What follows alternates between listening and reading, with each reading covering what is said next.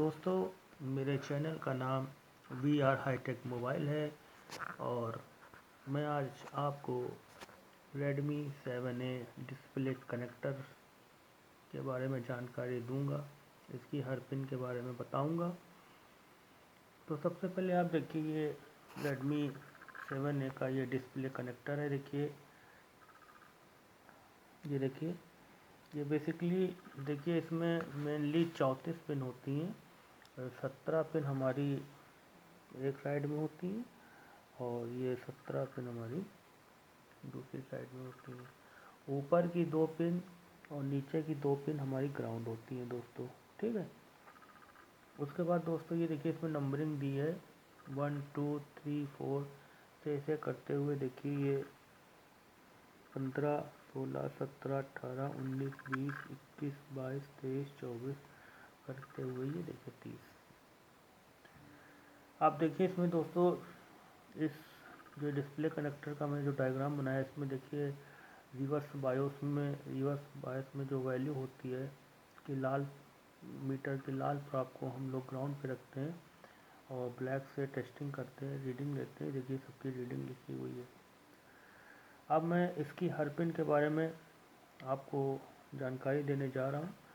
देखिए सबसे मेन बात होती है इसकी वर्किंग के हिसाब से हम आपको बताएंगे। देखिए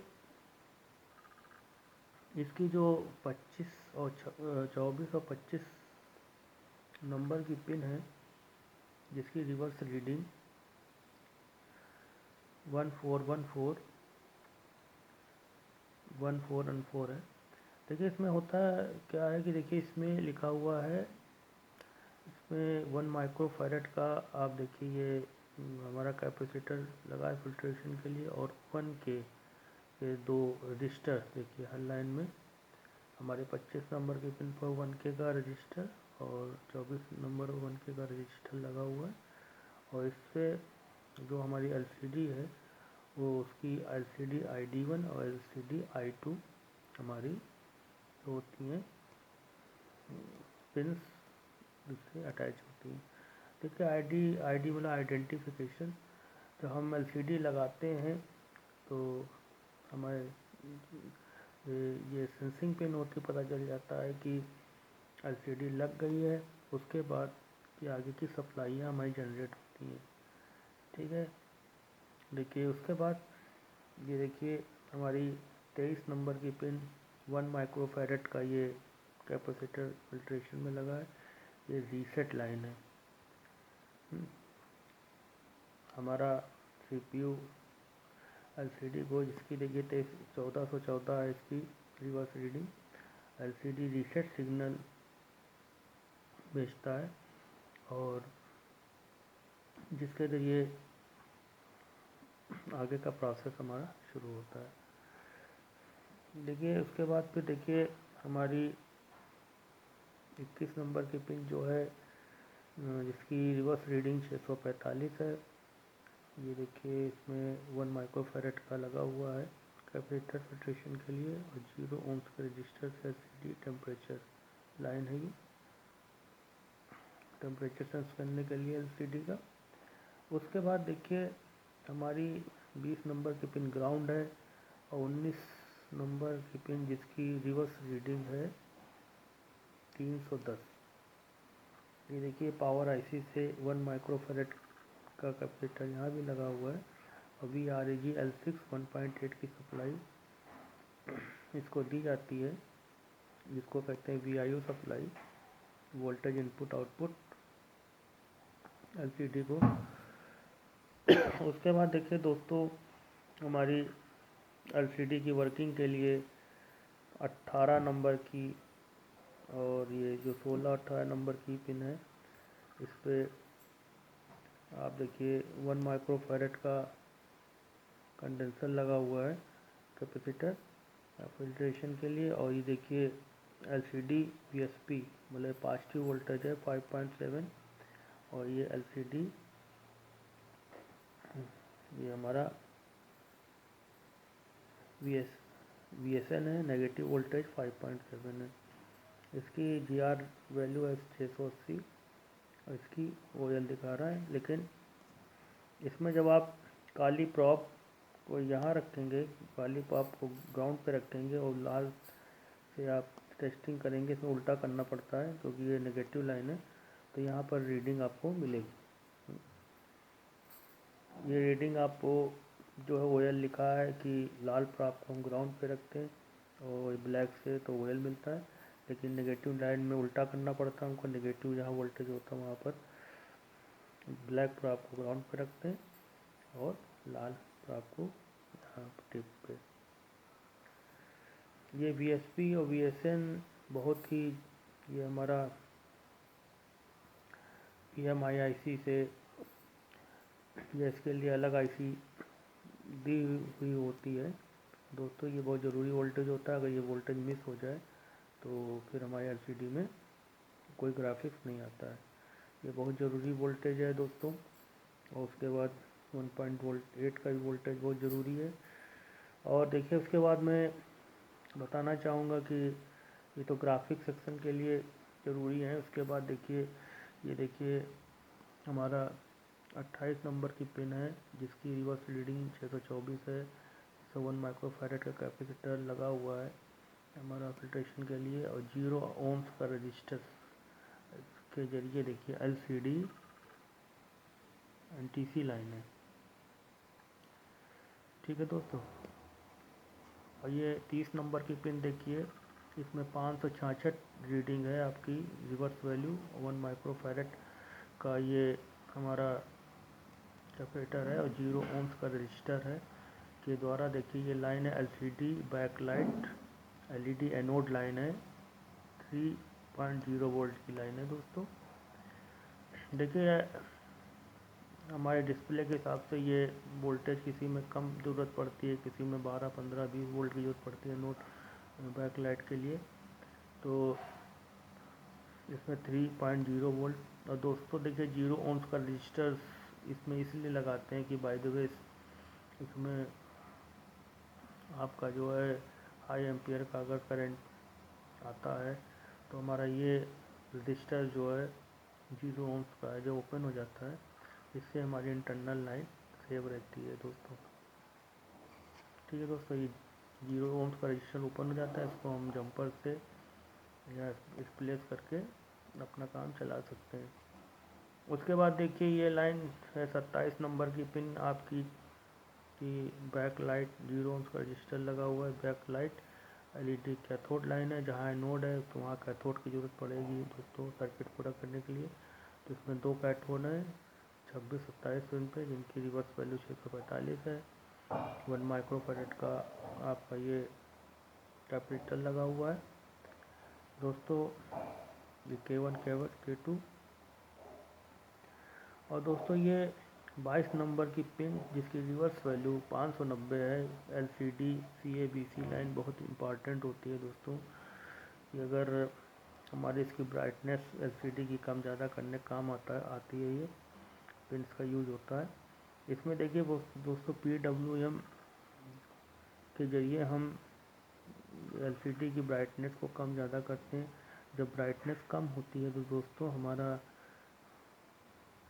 PWM जो पल्स होती है उसकी, ये देखिए ऑन टाइम कम होता है। ये देखिए ऑन टाइम है, ठीक है, ये ऑफ टाइम है। ऑन टाइम कम होता है, लेकिन जैसे ही हम बैक लाइट बढ़ा देते हैं तो उसका ऑन टाइम देखिए जितना बढ़ा देंगे उसके हिसाब से ऑन टाइम बढ़ जाता है, ऑफ टाइम कम हो जाता है। देखिए ऑन टाइम ज़्यादा हो जाता है, ऑफ टाइम कम हो जाता है, इससे हमारी बैकलाइट बढ़ जाती है। और जब हम घटाते हैं तो उससे क्या होता है कि ऑन टाइम कम हो जाता है और ऑफ टाइम बढ़ जाता है। तो ये बहुत ही डीपली चीज़ मैं बता रहा हूँ आपको। ये देखिए मेरे अपने अनुभव के हिसाब से बता रहा हूँ कि CABC लाइन जो होती है ब्राइटनेस एलसीडी की कम ज़्यादा करने काम आती है। और कैसे काम होता है सर्किट में PWM जो पल्स विद मॉड्यूलेशन दी जाती है उनके हिसाब से हम ब्राइटनेस कम ज़्यादा कर सकते हैं। हम जब ब्राइटनेस बढ़ाते हैं तो ऑन टाइम हमारा बढ़ जाता है और ऑफ टाइम कम हो जाता है, और जब ब्राइटनेस कम करते हैं तो ऑन टाइम हमारा कम हो जाता है। आप कमेंट करिएगा, मैं आपको और कायदे से समझाऊंगा दोस्तों। अब देखिए दोस्तों, मैं अब इधर आ रहा हूँ दूसरी साइड में। देखिए 2 नंबर 3 नंबर की पिन, ये पैकेज कॉइल है दोस्तों, ये पैकेज कॉइल है। ये बेसिकली जितनी भी लाइनें डाटा की आप देख रहे हैं, data 3 negative, data 3 positive, basically ये टोटल हमारी डाटा की 4 पैकेज कॉइल लगी होती हैं, जिनसे 2-2 नेगेटिव पॉजिटिव की लाइन जुड़ी होती है। ये देखिए आप ध्यान से, हम आपको दिखा रहे हैं। ये देखिए 1 2 3 और 4, और एक हमारी पैकेज कॉइल से क्लॉक नेगेटिव, क्लॉक पॉजिटिव की लाइन होती है। इनको मीपी लाइन भी कहते हैं दोस्तों, मीपी लाइन, मीपी लाइन भी कहते हैं। ये सारी लाइनें हमारी ग्राफिक्स के लिए यूज होती हैं। अगर इसमें से कोई भी लाइन हमारी डिस्टर्ब हो जाए तो तब भी ग्राफिक्स नहीं आता है हमारे। और ये सीपीयू के GUI, ग्राफिक्स यूज़र इंटरफेस जो पार्ट होता है उससे कनेक्ट होती हैं। डाटा की देखिए दोस्तों 4 लाइनें होती हैं। देखिए इसमें data 3 negative, data 3 positive, data 0 negative, data 0 positive, data 1 negative, data 1 positive, data 2 negative, data 2 positive. देखिए, और ये पैकेज कॉइल होती हैं, ये हमारी जो इलेक्ट्रोमैग्नेटिक इंटरफेरेंस होता है उसको कम करने के काम, फिल्ट्रेशन के काम में आती हैं दोस्तों।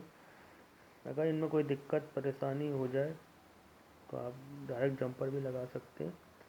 और देखिए इन सब की ग्राउंड रिवर्स वैल्यू 460 सबकी 460 है। देखिए आप चेक करके अंदाज़ा लगा सकते हैं। ये देखिए क्लॉक की लाइन है, क्लॉक नेगेटिव, क्लॉक पॉजिटिव। तो दोस्तों मेन काम ये होता है। देखिए हमारा डिस्प्ले कनेक्टर को हमने आपको इसलिए बताया है कि कोई भी मोबाइल सर्किट में चाहे चार्जिंग में फॉल्ट हो, चाहे डिस्प्ले टच में, तो सबसे पहले हम लोग दोस्तों जो है कनेक्टर से अपना ग्राउंड वैल्यू लेकर के उसके बाद कोल्ड टेस्टिंग करते हैं, फिर हॉट टेस्टिंग से आगे बढ़ते हैं। और इसमें भी वोल्टेज मेन पहले ग्राफिक्स के वोल्टेज बनते हैं, फिर बैकलाइट का। ठीक, अगर हमारे ग्राफिक्स के वोल्टेज नहीं बनेंगे तो बैकलाइट भी ऑटोमेटिक नहीं बनते हैं। इनका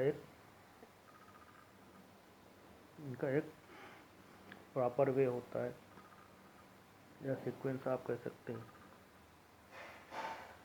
तो दोस्तों मैं आपको फिर से एक बार बताना चाहूँगा कि देखिए ये आईडी लाइन के ज़रिए हमारा जो है 25-26 से पता चलता है कि हमारा इसमें LCD लग गई है। उसके बाद फिर हमारी रीसेट लाइन एक्टिव होती है, और 1.8 का VI वोल्टेज इनपुट आउटपुट, ये देखिए L6 लिखा है पावर IC से।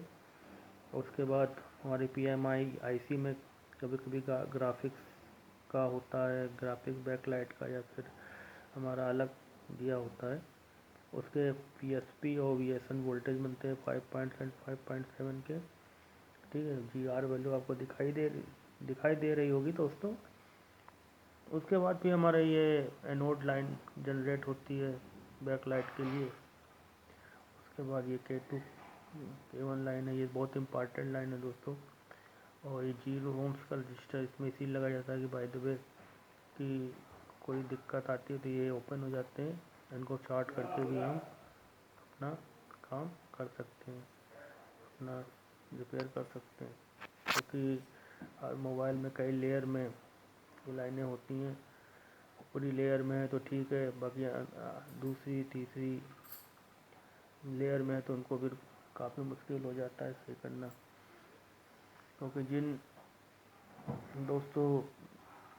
लाइनों में जो है हाई एम्पियर करंट होती है उनके जलने की संभावना बहुत होती है, क्योंकि हाई एम्पियर से बहुत लाइनें गर्म हीट होती हैं।